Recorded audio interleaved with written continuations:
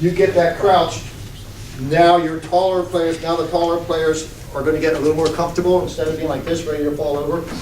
Now they're more comfortable. This is the way you should be in a scrum, right? Should be in a crouch like this, eyes looking forward. So get them in that crouch every time. If they're like this, tell them crouch. You're supposed to do it anyway, but make sure they do it. Crouch, touch, pause, engage. So let's do that scrum again. We'll be facing this. So we'll still be facing this one. I'm sorry. So you do the crouch, touch. The props touch the shoulder of the opposition player. They pull their hands away, pause, engage. We step in. We are still supporting ourselves. Our shoulders make solid contact with the opposition shoulders. Now here's what we were going to see a lot of times. We're going to see, I'm on the opposition, imagine there's a full front row here and a full front row here. We'll do the crouch, touch, pause, engage, and this is where the players are. Yeah. Intimidated for contact. The coaches, I'm going to say this, there's no way the coaches that are coaching their kids should allow this to happen. You've got to get them used to close contact, because if you ever want them comfortable in the tackle game, they need to be able to do this sort of thing. What's dangerous is if you have a kid that looks like he could be a prop and he starts and he shows up first year high school and he goes, oh yeah, I've done prop before, and crouch again. And this is what he's used to. I'll take every player, and what I'll do is I'll say, I'll talk to the sumo wrestler, right? And they're like this. So I'll say, let's do a sumo position. And I'll say, do exactly what I do. And I put my shoulder on the chest, and I tell the player to do the same thing, okay? And I say, notice how the shoulders are touching? Notice how the shoulders are touching? Yes. Good job, Nick. And you see where my head is. Good job, Coach. Every time that's what you want to do, okay? And I will do that for every new player, or have the other coaches do that for every new player. I'm not going to trust I'm not going to trust 4-year players to do it with 2-year players, and I'm going to do it whether it's a male or female. Okay, Leonard, come here. Crouch position, head under. Now, see where my head is? Put your head right there, okay? You got that? Yep. Good. And that's what you do. I don't care if you're a guy and she's a gal. I've had to teach high school girls, I've had to teach college girls, and I've had to teach 7 years old and up. I'll take parents, and it'll be me, a mother here, a mother here, a mother there, 2 fathers, and I'll get all the binding up, I'll demonstrate one-on-one like that, and I'll get in and show the whole thing. No problems. When you're in that scrum, when you disengage, when you say break, they should be stepping back to lift up. They shouldn't be in there and lifting up. And I'll just explain that whole thing to the parents. Now, when we first wrote the laws, this was back in '95, we thought it was going to be problematic where the guy's head was going to be and the female's chest. So we said it had to be same-sex scrums. Until mothers of daughters came and asked why it was same-sex. And I wasn't going to sit there and give my concern. If they couldn't see the concern, then obviously I was making it more of a problem than it was. So I said, I don't know why, and we just changed it. And if you do it very matter-of-factly like that, there is no problem.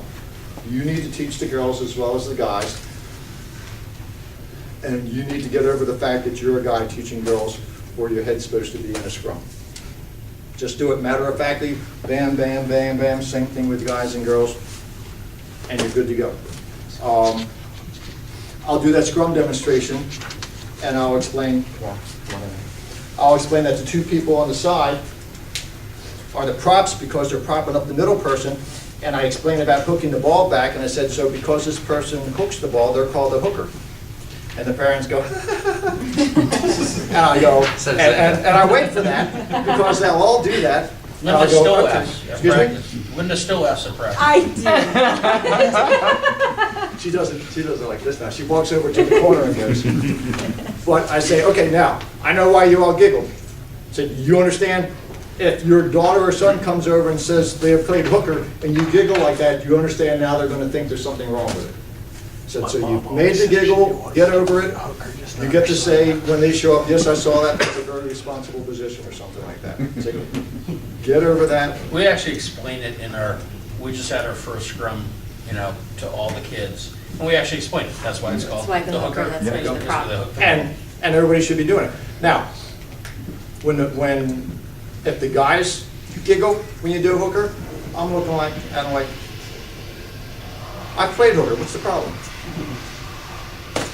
Find some way to make it clear that it's not a big deal, and it should never be considered a big deal. Some of the things from a coaching perspective. Tony, come on over here for a second. First of all, you really want to teach the hooker to learn how to hook. To do that, I'm going to give you my perspective. To do that, he's got to be able to put the foot on one leg so that he can move the other leg around. And what I usually try to do is relate it to, I go, who's seen Karate Kid? I say, you know that kick that they do? That's what you want to do. You want to have your weight, just like the sumo wrestler or Karate Kid, you want to have that hook like this. I suggest that this prop puts the foot back, ball gets rolled straight in on the ground, so the hooker can take the ball and hook it like that. Now, as soon as the ball is out, defense can come up, correct? So, what I suggest is that, give me a good crouch, is that the ball gets hooked so that it stays under the prop. Ball's not out yet. So now the scrum half gets the time to walk around, take a look, see which way he wants to go, pick up the ball and go. As soon as the ball leaves, defense can go after it, the opposition scrum half can go after it. So my suggestion from a coaching perspective is leave the ball under, and you've got a good player. It doesn't have to be under the legs, it can be under the butt, right? As long as it's under the bodies. Yes? When is the ball out? The referee should define that. When I do it at tackle, I explain the ball is out when it's out from under the bodies. 2 hands on the ball does not mean it's out. If the hooker still has a foot on the ball? No. No, because I could have someone when it's out from under the bodies. That's all. Don't care, that's all you need to say. If it's still under the bodies, it's not out. But if the hooker pulls his foot back and has his foot over it, it's past the body. But no, it's still under the foot. It's still under the foot. Okay. Is the foot part of the body? Answer the question. If it's the number 8, when you see tackle Ideally. When you see tackle, right, when you see tackle number 8, that number 8 is going to bring it out like this. It's under the body. You can't touch it. And the scrum half is going to tap the leg. As soon as that leg gets tapped in the body and the ball and that's moved, now it's out. If it's out from under the bodies, if it's 0-degree wind and it's raining and the rain can hit the ball, it's out. Okay? Let's see what else we got. Let's do that scrum again. Most of us are used to the overhand bind by the hooker. There's no rule that it has to be. If it's Linda, she might become more comfortable with the underbind, that's fine. The props are supposed to bind onto the hooker, not to the props, not to each other. Now, come on back down, and let's turn sideways. When we're in that scrum, all of our shoulders should be making contact with the opposition. I should not be. No, you stay there. Yeah, I'm trying. Who's got the ball? You do. I should not be. I cannot do this. I cannot play number 8. Never could. Never allowed to. Referees that allowed it, shame on them. When I first saw somebody do that, I was going like, what are you doing? That's a penalty. So if somebody does this, the answer is no right then and there. You stop them and you get them back into the scrum. This means And disengage some from the people scrum. Yeah. will try to, they'll do this, and then they'll disengage like the number 8 to pick up the ball. Yeah. It's a penalty. It was already a penalty when they were back like this. Before they even try that, you tell them to get back in, and you make it clear. I mean, the law says nobody can unbind from a scrum until after the ball is out. That's the youth laws. Could care less what the tackle 15 says. and in sevens tackle. No, you can't play number 8. And they've emphasized now that the props have to bind onto the hooker. And it always was that way, it's just refs were getting a little lackadaisical and stuff like that. And we teach the shirt grab, like, Right, they should bind onto, teach them the right stuff, because again, all this stuff is what they're gonna do in tackle. Teach them all the right stuff. Anytime I teach something, I say, here's what we do in tackle, so here's what we do in tag. Even when it's parents, I'll say, here's what we do in tackle, here's what we do in tag, so that the parents start getting comfortable with that word tackle. The reason why our youth program does so well is because it's tag, and a lot of parents don't understand. I start talking to tackle game, and they start seeing it on TV, and it's like, oh, okay, it's not that different. And they start understanding the tackle game because we're introducing and doing a tag game.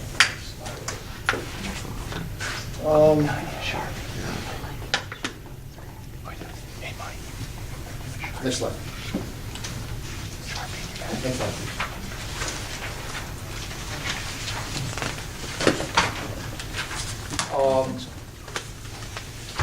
Heads go to the left. If I'm the scrum over here and we have a scrum right here, and I'm the left prop and you're the right prop, it doesn't matter where you are, just tell the player your head goes to the left of the opposition player. That just makes it simple. And you'll sit there and go, if they're on that side, yes, it's to the left no matter what. Scrum is uncontested, so it's not a shove. Everybody's supporting themselves on their own feet.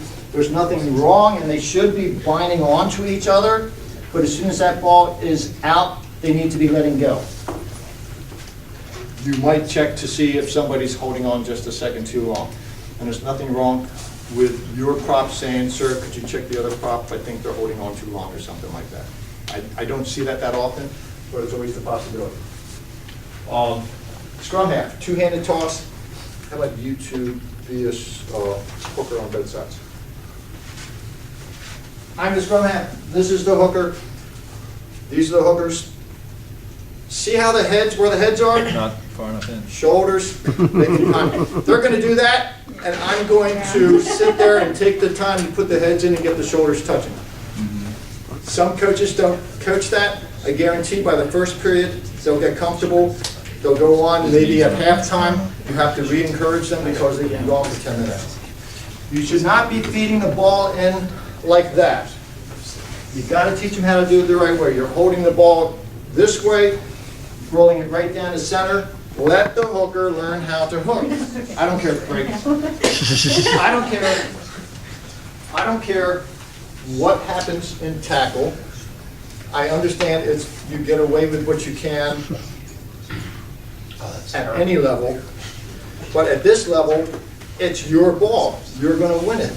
Teach him or her to do the right thing, so that when you actually get a referee that enforces it at the tackle level, they actually have some idea how to do it. I'm amazed. I'll do high school stuff, and that's all they know, putting it to the side. And finally, I said, there's a line. Put it down the line. Okay, so do that the right way. Slide away. And we already talked about what you want. If the hooker does a real fast sweep, obviously the ball spurts out. Your scrum half has a challenge getting the ball. The other scrum half is coming after them. Get them to hook it so that it's like a regular scrum. Put it, win the ball, but keep it under your side so that the scrum half can come and check to see what they want to do.